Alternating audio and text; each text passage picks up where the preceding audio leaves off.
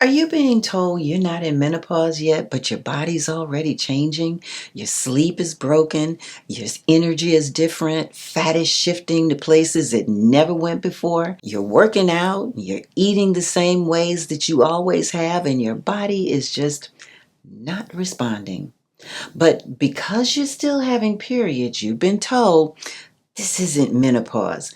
And now you're standing there trying to make sense of what in the world is happening to you. Here's what no one is telling you, and it changes everything. The medical definition of menopause was designed for diagnosis. It was built for doctors' charts to give clinicians a clean, measurable marker. 12 consecutive months without a period. That's the standard.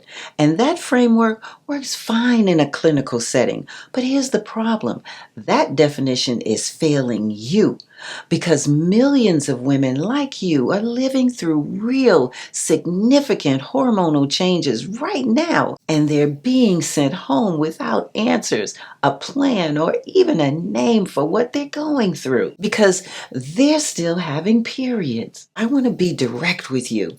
That is just not acceptable. Your body doesn't wait for a calendar confirmation to start changing. Hormonal shifts begin years, sometimes a full decade before your final period. The symptoms are real. The changes are real. And the fact that you don't have a diagnosis yet doesn't mean you don't deserve support right now. So here's the framework that I want to give you today. I call it the menopause spectrum. Perimenopause and postmenopause aren't separate events. They're one continuous transition. Different phases, same story. And once you see it that way, once you understand that you don't have to be on the far side of your last period to be in this transition, something shifts. You stop waiting for permission. You start responding to what your body is actually telling you. Could you already be somewhere on that spectrum? I'm going to tell you right now, if you're experiencing any of the symptoms that I just described, the answer is probably yes. You just haven't had a name for it yet.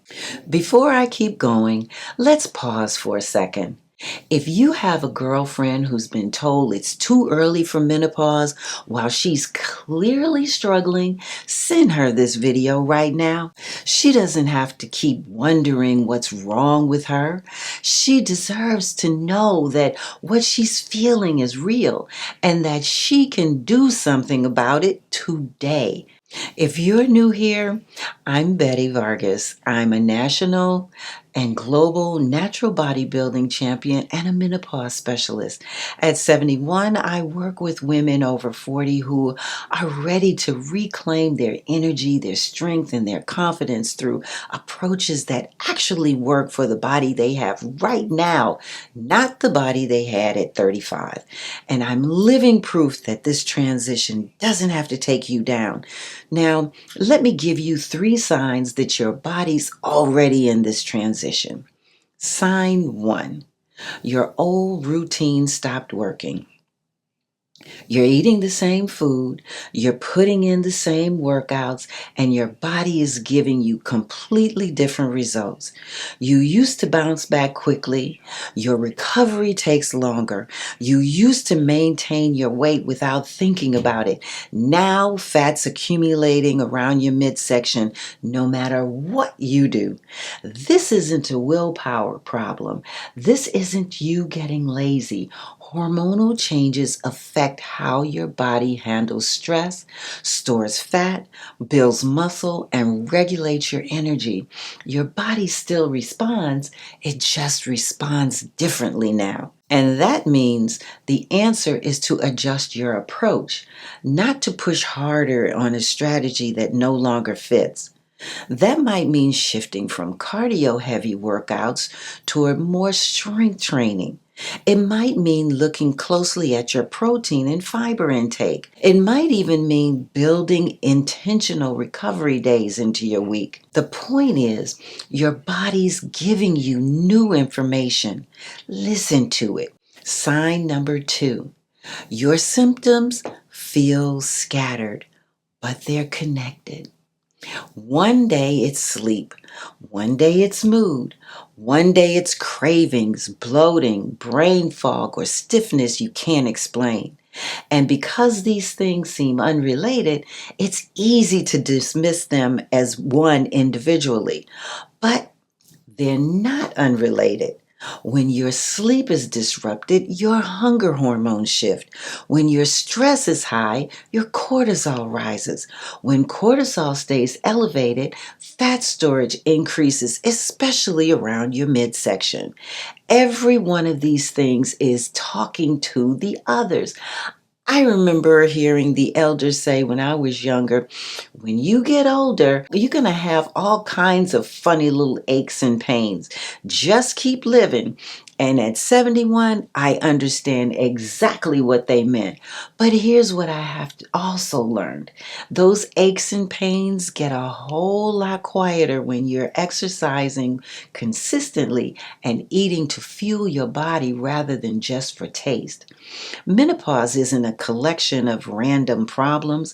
It's one transition affecting every system in your body. When you understand that, you can stop chasing individual symptoms and start responding to the whole picture. That means more clarity and a lot less frustration. Sign number 3. You feel like yourself sometimes, but something's off. And this is the one women don't talk about as much, and it might be the most important. You're not completely different. You're still you, but you feel a version of yourself you don't fully recognize. You might feel disconnected from your body at moments, surprised by your own reactions, frustrated by the changes you didn't ask for and weren't prepared for. That experience is legitimate. Menopause touches your sense of self, not just your physical body. And here's how I want you to hold that as an invitation. This is your body telling you that the old autopilot no longer applies. This is your chance to relearn who you are in this body right now and build something stronger and more intentional than what you had before. So now that you can see where you are, let me give you 3 places to start. Action number 1. Start noticing patterns. You don't need an app or a special journal. You just need to start paying attention. How are you sleeping? What's your energy like throughout the day? When do symptoms show up? Are there foods your body doesn't tolerate the way it used to? Write it down. Your body's communicating with you constantly. And this process helps you to hear her. And here's why that matters. Patterns give you options. If something's consistently making you feel worse, then you can adjust it. If something helps you, lean into it. You can't fix what you haven't noticed. Action number 2. Build your meals around stability. At any point in this transition, your body does better with consistent fuel. Yes, your macros matter, and what doesn't get talked about nearly enough is that your micronutrients matter just as much and possibly even more during this phase. If you want to go deeper on that, well, let me know in the comments and I'll make a dedicated video. Right now, start with one meal. Instead of running on coffee and crashing mid-morning, give your body something more substantial and satiating at the start of the day. Oatmeal with chia seeds and berries, tofu with vegetables, a smoothie with plant-based protein and flax seeds. One solid start can shift the entire trajectory of your entire day. Action number 3, prioritize strength. Now, this one's a big deal. As you move through this transition, muscle becomes one of the most important assets you can have. Muscle supports your metabolism. It supports your balance and how you feel in your body every single day. You don't have to overcomplicate this. 2 or 3 times a week, compound movements, squats, push and pull exercises, core work. That's the foundation.